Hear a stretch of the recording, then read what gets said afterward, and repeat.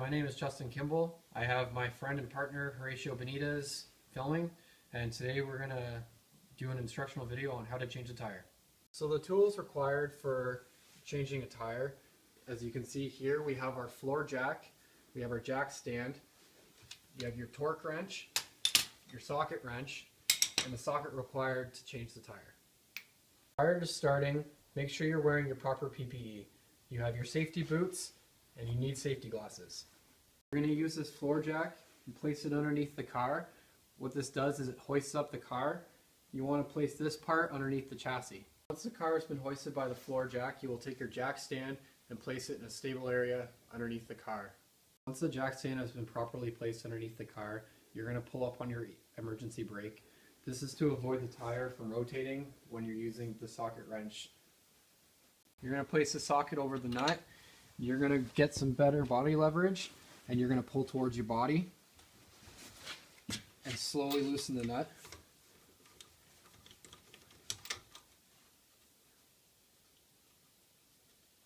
Off the thread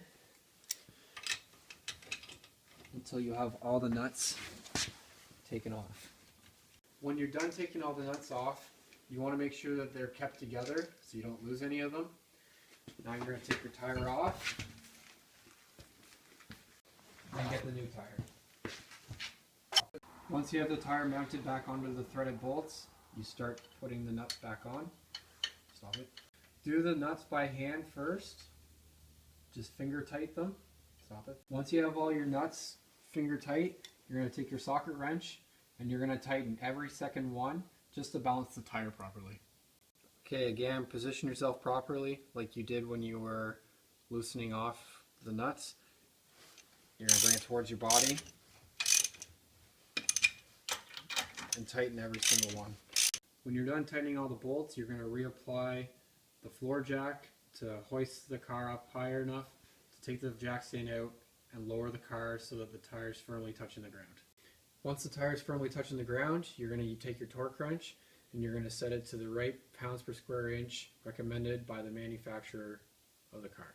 Once you have your torque wrench all set up, you're going to apply it to the nuts and you're going to hear a click. When you hear that click, it just indicates that the nut has been properly torqued. You're going to do every second one.